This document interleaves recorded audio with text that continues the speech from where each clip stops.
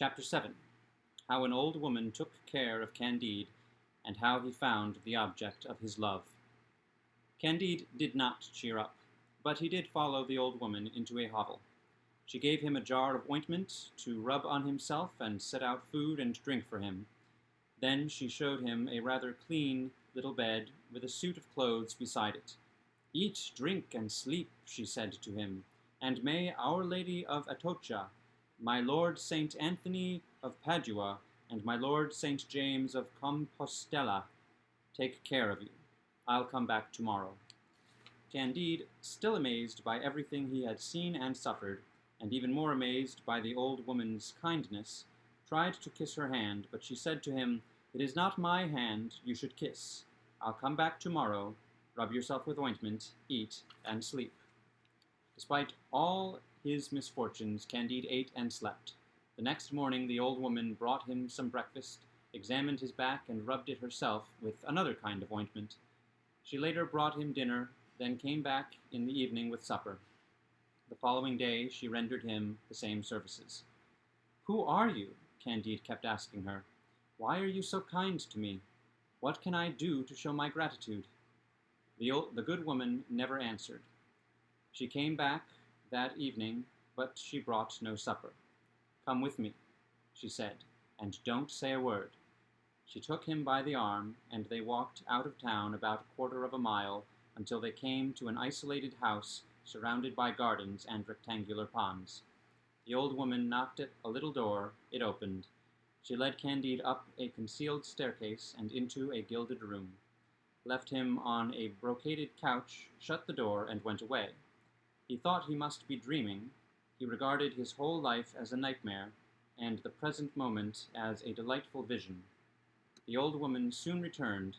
She was supporting with difficulty a trembling woman with a majestic figure, glittering with precious stones, and covered by a veil. "Lift her veil," the old woman said to Candide. The young man stepped forward and timidly lifted the veil. What a moment! What a surprise! He thought he saw Lady Cunegonde. He actually did see her.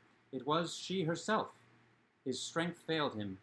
He was unable to say a word. He fell at her feet. She fell on the couch. The old woman plied them with spirits until they returned to their senses.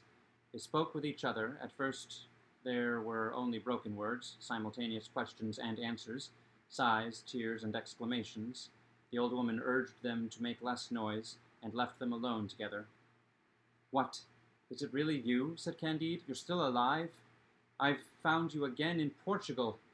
You weren't raped.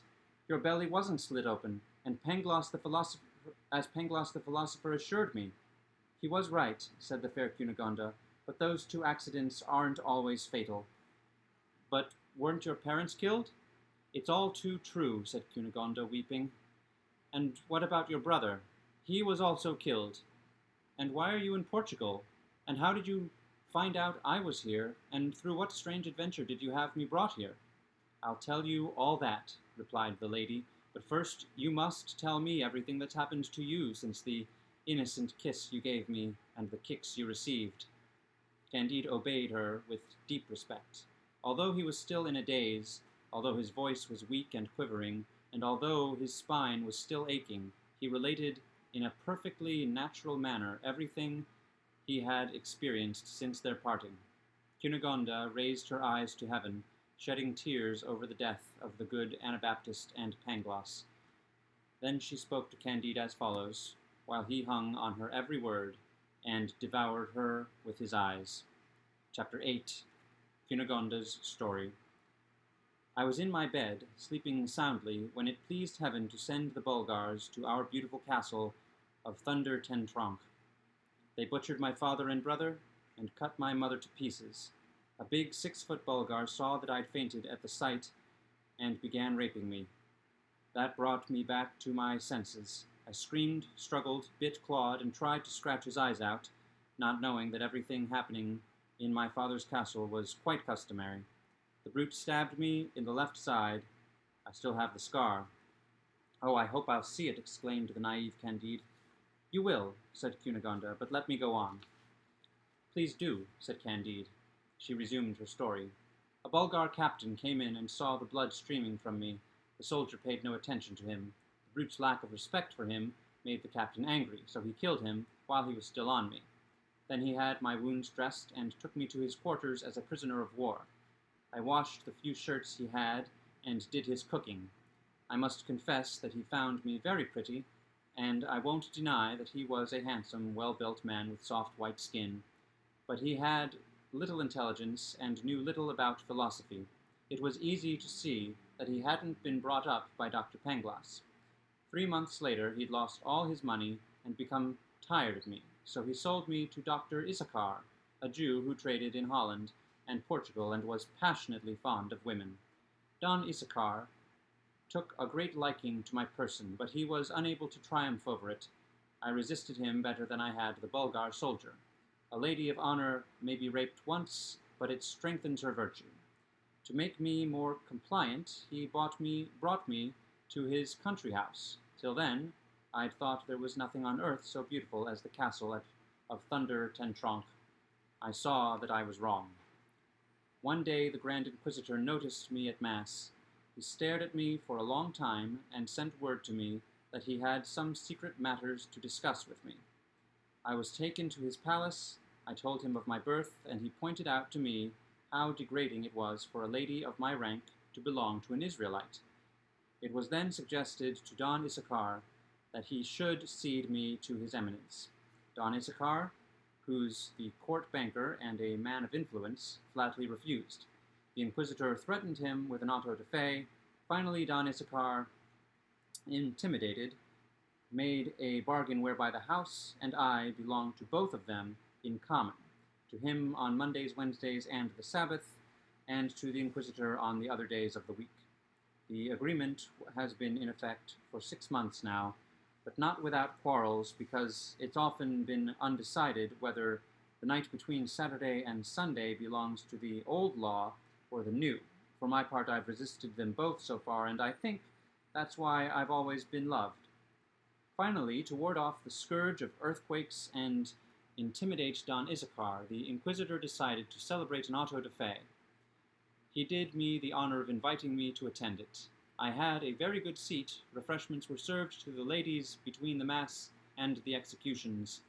To tell the truth, I was horrified when I saw them burn those 2 Jews and that honest Biscayan, who had married the godmother of his godchild.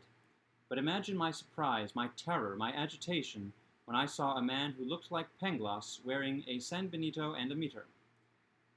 I rubbed my eyes and looked carefully. I saw him hanged. I fainted. I'd scarcely recovered when I saw you stripped naked. I was overcome with horror, consternation, sorrow, and despair. Let me tell you truthfully that your skin is even whiter than my Bulgar captain's, and has a more perfect bloom. This sight doubled all the emotions that were crushing me, consuming me. I cried out. I tried to say, "Stop, barbarians," but my voice failed me. Anyway, my cries would have been useless. When you'd been thoroughly flogged, I said to myself, how can it be that the charming Candide and the wise Pangloss have come to Lisbon, one to receive 100 lashes, the other to be hanged by order of his eminence the Inquisitor, who loves me dearly? I see now that Pangloss cruelly deceived me when he told me that all was for the best in this world. I was agitated and frantic, sometimes beside myself, sometimes ready to die of faintness, and my mind was filled with the slaughter of my parents and my brother, the insolence of that horrible Bulgar soldier, the knife wound he gave me, my servitude, my work as a cook, my Bulgar captain, my horrible Don Issachar, my abominable Inquisitor, the hanging of Dr. Pangloss, that great miserere during which you were flogged, and, above all, the kiss you gave me behind a screen when I saw you for the last time. I praised God for bringing you back to me through so many ordeals. I told my old servant to take care of you and bring you here as soon as she could. She's carried out my orders very well. I've known the inexpressible joy of seeing you again, of hearing you and talking to you. You must be ravenously hungry. I have a good appetite too, so let's begin by eating supper. They sat down to table together, and after supper they returned to the beautiful couch that has already been mentioned. They were still on it when Don Issachar, one of the masters of the house, arrived. It was the day of the Sabbath. He had come to enjoy his rights and express his tender love.